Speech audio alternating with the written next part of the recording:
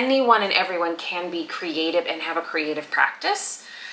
You just have to be willing to be imperfect, make mistakes, learn from them, and continue on. So I'm just someone who has decided to embark on a year-long journey of rediscovering my creativity. And so far what I've learned is that most of the time things don't work out. So far I have set out to create 3 different projects and not a single one has gone well. Project number 1 is this beret that I still love, and it still doesn't fit my head.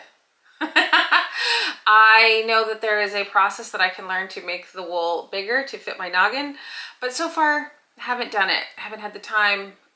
It doesn't fit. So failure number 1. Failure number 2. This little brooch. It is done. It is complete. It's very cute. I do like it. I should have worn it today. But I failed in that, in a house that is stacked to the brim with sewing materials, crafting supplies, creative stuff that I have just magpie over the years, I ran out of black embroidery floss. And I had to finish it with as close to black, dark brown as I possibly could. So it looks somewhat dirty in spots, and I'm genuinely considering just hitting it up with a Sharpie. Is anyone else going to be able to tell? I don't know, but I can tell. Also, I didn't quite glue it properly. So it's a little poofy in spots, and you can see the white canvas underneath. So maybe Sharpie is the way to go on this one. So failure number 2. Failure number 3 is sort of in progress.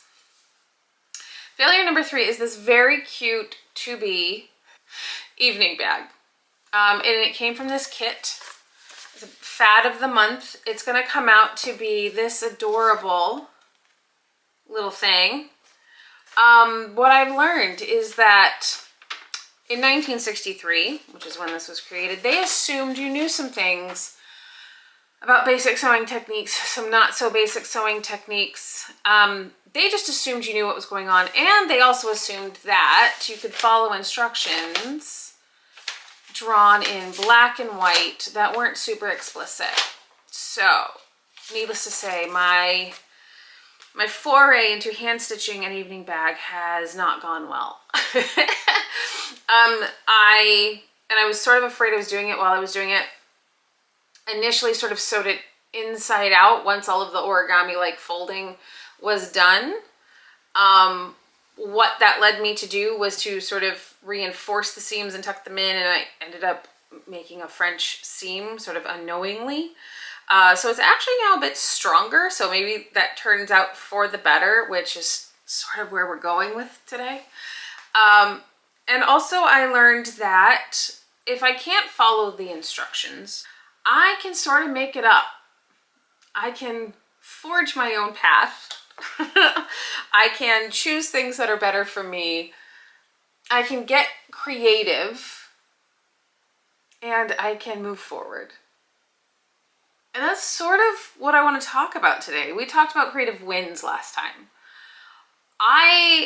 After the past few days, have come to realize that yes, celebrating those wins are important, especially the little ones. But I think the failures are important, maybe even more important. People have this idea that, especially in creativity, that it's sort of a straight line from idea to perfect completion. And if they don't manage to make that straight line, that it's their own fault, like there's something wrong with them. Wherein, truthfully, it's never a straight line. And I don't know where we got the idea that you're supposed to be able to just dream up something in your brain and then magically make the output happen. It doesn't work that way. What I'm trying to do with each of these projects is a very small personal project of rediscovering my own creativity, of reinvigorating it, of finding out what it means to me and engaging in it and enjoying it. If I was to get a grade, if someone was coming in to you know, judge all of my adventures so far, I'd get a solid C, C minus in that my projects are completed. But they did not end out well. They did not end out mostly as they started out or how they're supposed to end up. But that's not necessarily a bad thing. I'm for the argument now, as of today, that that's actually the better thing. This is the second time I'm also recording this, because the first time, I think I got distracted by my dog, unsure. I hit a button, everything recorded in slow motion with no audio. So I'm starting over. But I honestly think that that's better, because I sort of got a lot of the word vomit out. I was babbling. I honestly think that this is going to be better for me having gotten all of that out. And so what each of these was supposed to start out as, a beret that I could wear that I, at this moment, cannot. A brooch that I can wear. Apparently just, I'm into things I can wear right now. It is that thing, but it's looking a little less than delightful. And then next on the list is this evening bag, where I'm learning that I have to follow my own path. I have to decide what's going to work for me. I have to get creative to make things work in a way that I understand and that allow my brain to do the creative things that I'm setting out to do. It is important to me to understand that the process is the important part. These outcomes are strangely neither here nor there. I want to be proud of them. I want to do them, but I also am aware that it is about the failing and the learning. The expectations I had to going into this year-long project were, I think, I don't know, not wrong, just different. I don't think fully thought out. Not that I thought I was going to put a video up on YouTube and go viral. I sort of went into this thinking of this is going to be a diary, but that maybe some people would want to watch. I don't know, maybe only 4 people will ever watch these. I set out to create crafting projects that I found interesting, that I felt I could be creative with. And I'm looking forward to the next 12 months of continuing this and doing different types of things in this way. But I have to remember, most of them are going to be failures, and that is literally the point, because that's where the learning comes in.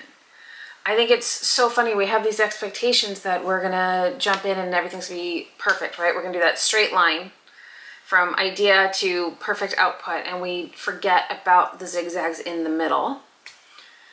And I realized pretty quickly going in, things are not going to work out the way that I had planned, including making the YouTube videos, including the projects. And whereas in the past, that would have made me just kind of pack everything in, it strangely invigorated me. Even if you think about it, and I don't know how many people think about this very often, YouTube started out as like a video dating site, right? It is technically, creatively a failure in that, right? We know it, we love it. It's not what it set out to be. And I think that's, thinking about things like that is what, and the fact that I'm failing at these, but I'm learning so much. I'm realizing that the creativity part is the idea part. It's not the outcome part. So for each project, there was a moment where I realized things weren't going to go well and I tried to course correct. For the beret, I just stretch, just like brute strength, stretch this thing. Not the way to go. I still do need to learn how to properly stretch it so that I can wear it, because I still do love it. With the brooch, I realized that I just had to use what was at hand. I just had to sort of make do and mend, in that I did not have any black embroidery thread. In any kit that I have, in any craft box that I have in my sewing, I had none. I had none, which shocked me to no end. And I wasn't about to get in the car and go drive to Michael's and spend a bunch of money on it. So I used what I had. And it makes it look like it's from the 70s. In a strange way, it's way more charming now than if it looked perfect. And it was never going to look perfect, because this was my first needlepoint project. But you know, I realized fairly early on that it certainly wasn't going to look like how it was meant to, and I had to be okay with that because there was no way for it to, you know, I was just going to have to hit it with a Sharpie and fill it in a little bit. And, you know, with the gluing, I had to just acknowledge that it's a little lumpy bumpy, and that's what makes it handmade, and that's what makes it delightful. With the evening bag, I realized the 1963 folks assumed I knew some basic stuff and that I could follow those directions, and I couldn't. And I'm great with that now. It's taken me a little bit. One thing that I did with what I learned from the beret is I learned that I loved this sort of twee little style of beading. I had never done it before. It's so easy. It's just, you know, putting sequins and pearls on. Nothing, you know, that really takes a lot of thought. Just a little creativity of where you want things to go and how you want them to look. And while I was stepping away from this yesterday afternoon, I decided I should, you know, use my time and mend some clothes I had in my mending pile. And one of the things in my mending pile is this beautiful wool set that I have from the 60s. It's a shift dress and a matching jacket, and I spent nothing on it on a little online auction. I think I literally got it for $5.99. But it showed up why, and I was, you know, very quickly able to discern why it was so inexpensive. There were little moth holes everywhere. And I started to sew them up, and I realized what I had learned with the beret, I could apply to the jacket, quite literally, both the jacket and the dress. So I ended up using the exact same beading technique and creating myself a super unique, absolutely delightful little jacket. I love it, and it's got these sweet little sequins now, and it's the matching set, and it's something that no one else is going to have. Not that I was really worried that anyone else was going to have my avocado green wool matching set from the 60s, but now really no one's going to have it. I realized that this concept that's been going around, you know, this idea of visible mending, could really play in here. I learned the technique with the beret. It worked on the wool, and I realized visible mending, showing folks that you are repurposing, you are reusing, you are making do with what you have and making it your own. Not only is it artistically creative, right, but it is the most sustainable thing you can do. I think there's the two other things that I'm really learning from celebrating my failures is that very much separating my self-worth from the creative output. Like, yes, I want to be proud of this little handbag. I want people to look at it and say, oh my gosh, that's so cute, it's so unique. And I want to be able to say, yeah, I made it. But if it doesn't come out, if it doesn't become that little thing, honestly, like, I don't even know that my phone will fit in here, so where I would take it. My personal self-worth is not this bag, is not me not sewing it perfectly. My self-worth is not in, you know, fixing a coat that's full of moth holes.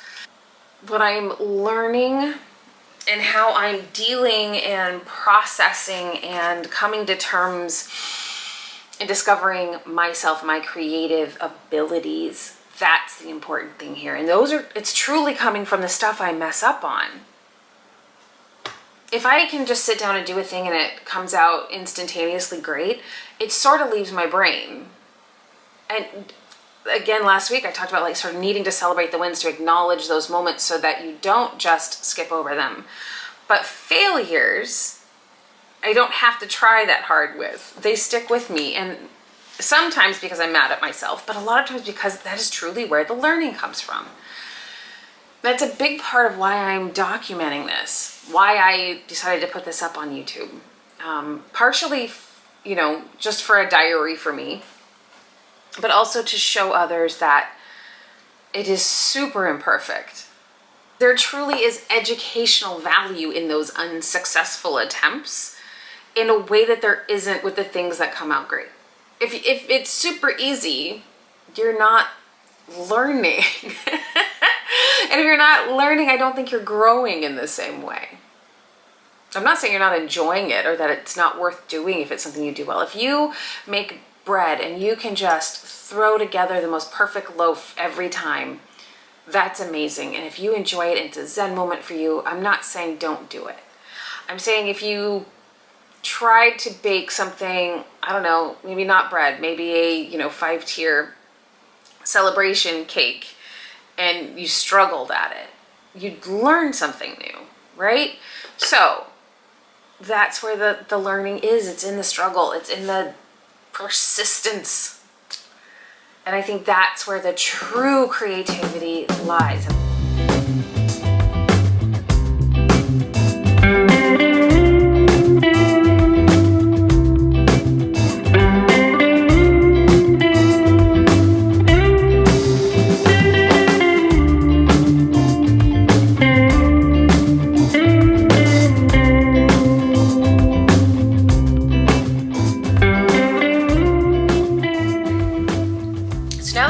That my failures are just as important as my successes, I have sort of changed in my mind my approach to this whole project, how I'm going to move forward with it. Whereas initially it was really, I thought about just starting a creative daily practice that I enjoyed, that was fun, that was sort of, again, me reinvigorating my creative self, my creative practice, just getting in there and doing it. But I think I thought a bit more about fun and enjoyment and just being creative. And now I've realized, yes, that's great. And there's going to be times where I'm going to want to just do that. But I think it's actually going to be more important for me to do the learning.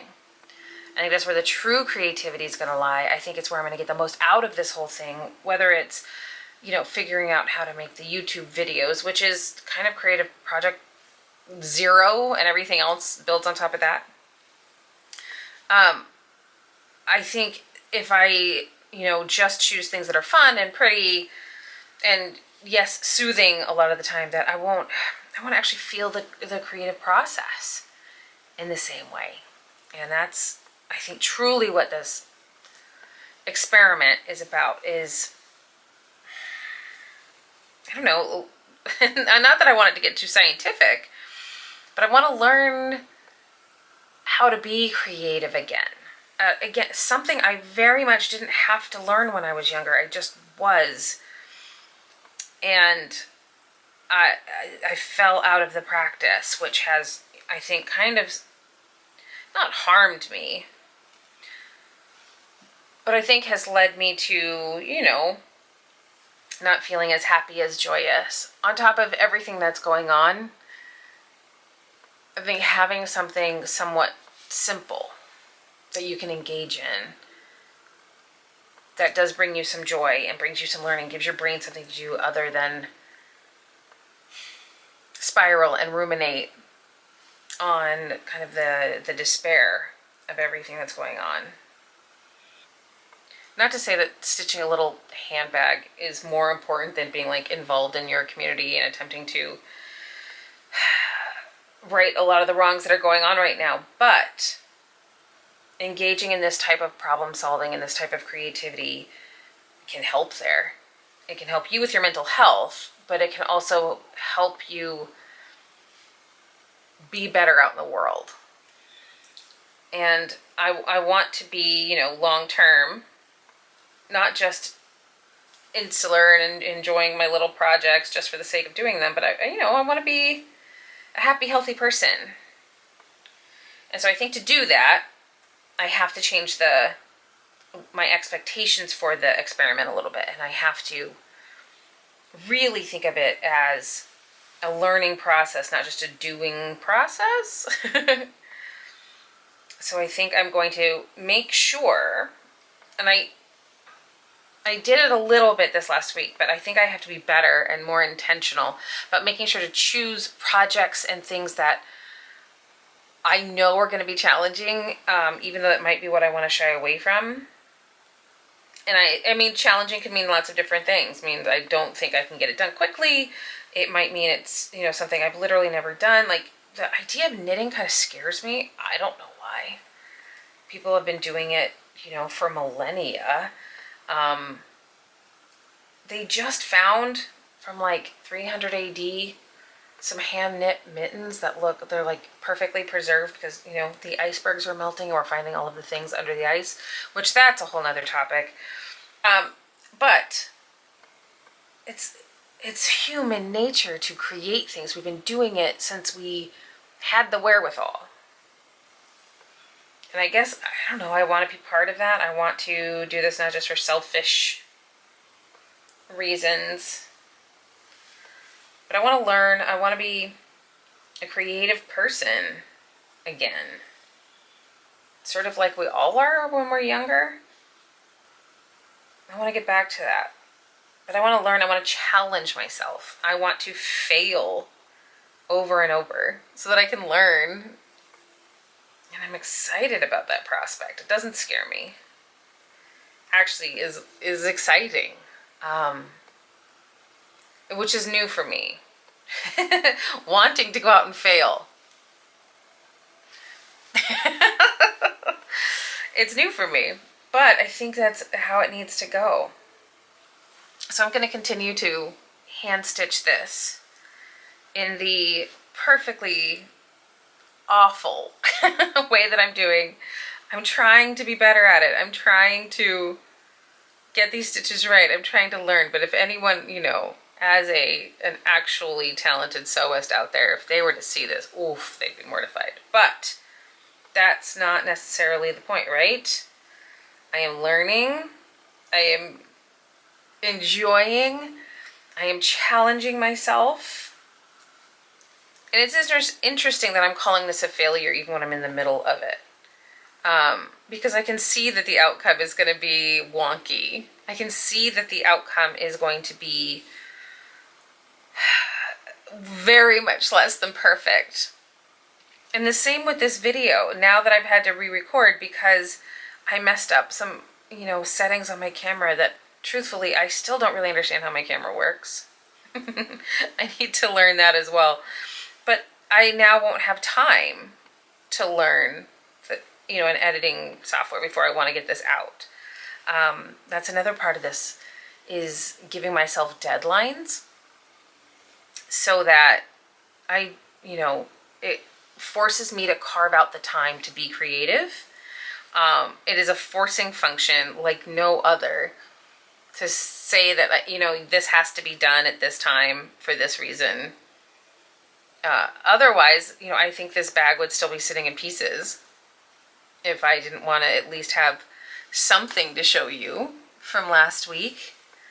I know that now, you know, the video still, I'm not going to have the software figured out, so this video is not going to look as nice as I want it to look at. So is that a fail?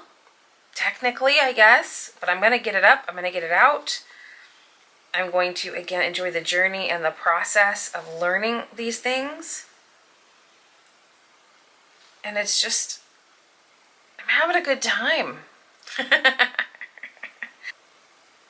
So as I'm sitting here continuing to fail in real time, I implore you to share with me, what is it that you're working on? What are you creating? What are you learning from it? What do you think is more important? The wins or the losses? The failures or the celebrations? Let me know. Until next week, stay creative. Celebrate those wins. Celebrate those failures. Have a good time.